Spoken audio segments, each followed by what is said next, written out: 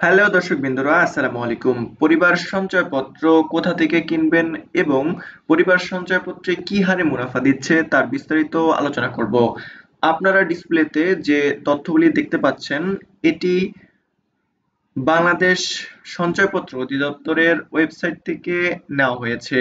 এর মধ্যে কোনো প্রকার ভুল তথ্য নেই।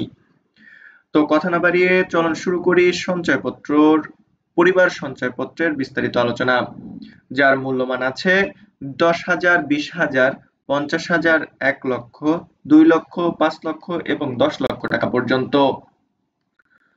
কোথায় পাওয়া যাবে এই পরিবার সঞ্চয়পত্র? জাতীয় সঞ্চয় ব্যুরো, বাংলাদেশ ব্যাংকের শাখাসমূহ, বাণিজ্যিক ব্যাংকসমূহ এবং ডাকঘর থেকে ক্রয় ও নগদায়ন করা যাবে এই পরিবার সঞ্চয়পত্র, যার মেয়াদকাল 5 বছর।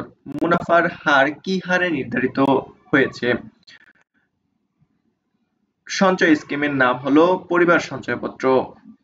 মেয়াদ উত্তীর্ণ হলে মেয়াদ দেওয়া আছে 1 বছরান্তে, 2য় বছরান্তে, 3য় বছরান্তে, 4র্থ বছরান্তে এবং 5ম বছরান্তে, যেখানে 7,50,000 টাকা পর্যন্ত এবং 7,50,001 টাকা হতে তদূর্ধ্ব এই দুটি ভাগে ভাগ করা হয়েছে। যাদের সঞ্চয়পত্র 7,50,000 টাকা পর্যন্ত, তারা এই হারে দেখতে পাচ্ছেন, এই রো হারে মুনাফা পাবেন, এবং যাদের সঞ্চয়পত্র 7,50,001 টাকার উপরে, তারা এই হারে মুনাফা পাবেন। তাহলে আমি একটু উল্লেখ করে দিচ্ছি। 7,50,000 টাকা পর্যন্ত যাদের সঞ্চয়পত্র ক্রয় করা, তারা মুনাফা পাবেন প্রথম বছরে শতকরা 10.20 হারে, দ্বিতীয় বছরে 10.72 হারে, তৃতীয় বছরে শতকরা 11.28% হারে, চতুর্থ বছরান্তে 11.87% হারে, পঞ্চম বছরান্তে 12.50% হারে মুনাফা পাবেন।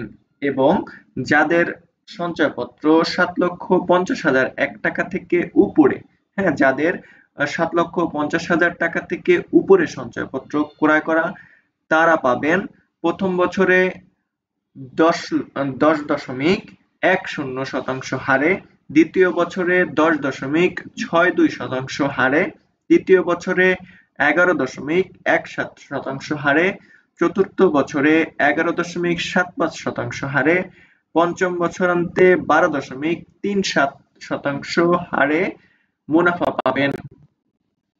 মেয়াদ পূর্তির পূর্বে নগদায়ন করলে, অর্থাৎ এইটুকুতে কি বোঝানো হয়েছে? যদি মেয়াদের পূর্বেই আপনারা এই সঞ্চয়পত্রটি ভেঙে ফেলেন, তাহলে উপযুক্ত ছকে উল্লেখিত হারে মুনাফা প্রাপ্য হবেন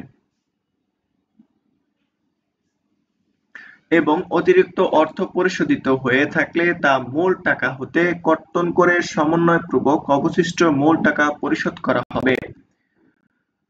উৎসে কর 5 বছর মেয়াদী বাংলাদেশ সঞ্চয়পত্র, 3 মাস অন্তর মুনাফাভিত্তিক সঞ্চয়পত্র ও পরিবার সঞ্চয়পত্রে 5 লক্ষ টাকা পর্যন্ত সর্বমোট বিনিয়োগের ক্ষেত্রে মুনাফার উপর 5.5% হারে এবং এর অধিক বিনিয়োগের ক্ষেত্রে মুনাফার উপর 10% হারে উৎসে কর কর্তন করা হয়।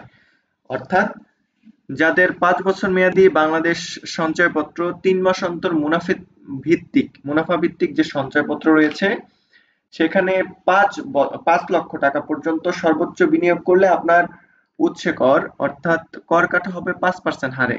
আর এর চাইতে যদি বেশি মুনাফা হয়, অর্থাৎ 5 লক্ষ টাকার বেশি যদি হয়ে থাকে, তাহলে সেটি 10% হারে উৎসে কর কাটা হবে। যারা ক্রয় করতে পারবেন, অর্থাৎ পরিবার সঞ্চয়পত্র যারা ক্রয় করতে পারবেন, তারা হলো 18 ও তদূর্ধ্ব বয়সের যে কোনো বাংলাদেশি মহিলা, অর্থাৎ মহিলাদের জন্য এটি খুবই একটি গুরুত্বপূর্ণ সঞ্চয়পত্র।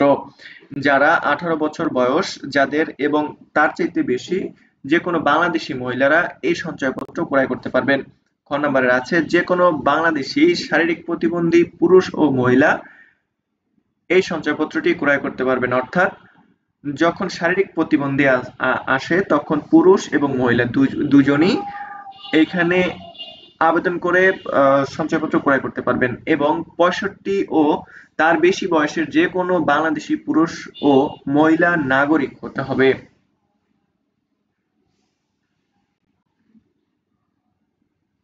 ক্রয়ের ঊর্ধ্বসীমা একক নামে সর্বোচ্চ ৪৫ লক্ষ টাকা পর্যন্ত পরিবার সঞ্চয়পত্রে সঞ্চয়পত্র ক্রয় করা যাবে। অন্যান্য সুবিধা মাসিক ভিত্তিতে মুনাফা প্রদায় হয়, অর্থাৎ মাসিক ভিত্তিতে মুনাফা দেওয়া হয়। নমিনি নিয়োগ, পরিবর্তন ও বাতিল করা যায় এখানে। সঞ্চয়পত্রের ক্রেতার মৃত্যুর পর নমিনির সাথে সাথে সঞ্চয়পত্র নগদায়ন করে টাকা উত্তোলন করতে পারবেন অথবা মেয়াদ পূর্ণ হওয়ার পর্যন্ত যথারীতি মাসে মাসে মুনাফা উত্তোলন করতে পারবেন। অর্থাৎ সঞ্চয়পত্রের ক্রেতার যদি মৃত্যুবরণ করে, অর্থাৎ যে সঞ্চয়পত্র ক্রয় করবে সে যদি মৃত্যুবরণ করে, তাহলে তার যে নমিনি দেওয়া আছে সেই নমিনি চাইলে সাথে সাথেই সে টাকা উত্তোলন করে নিতে পারবেন অথবা নির্দিষ্ট সময় বা মেয়াদের পরে সেটি উত্তোলন করতে পারবেন। বিশেষ দ্রষ্টব্য হিসেবে দেওয়া আছে ৫ বছর মেয়াদী বাংলাদেশ সঞ্চয়পত্র, ৩ মাস অন্তর মুনাফা ভিত্তিক সঞ্চয়পত্র ও পরিবার সঞ্চয়পত্রে সমন্বিতভাবে একক নামে সর্বোচ্চ ৫০ লক্ষ টাকা অথবা যুগ্ম নামে সর্বোচ্চ ১ কোটি টাকা বিনিয়োগ করা যাবে। উল্লেখ্য যে পরিবার সঞ্চয়পত্র যৌথ নামে ক্রয় করা যায় না। তো দর্শকবৃন্দরা, এই ছিল বাংলাদেশ পরিবার সঞ্চয়পত্রের বিস্তারিত আলোচনা, যেখানে আপনাদের মেয়াদকাল, মুনাফার হার, মূল্যমান কত, কোথায় পাওয়া যাবে, কত টাকা পর্যন্ত সঞ্চয়পত্র এক নামে ক্রয় করা যাবে তার বিস্তারিত আলোচনা করা হয়েছে।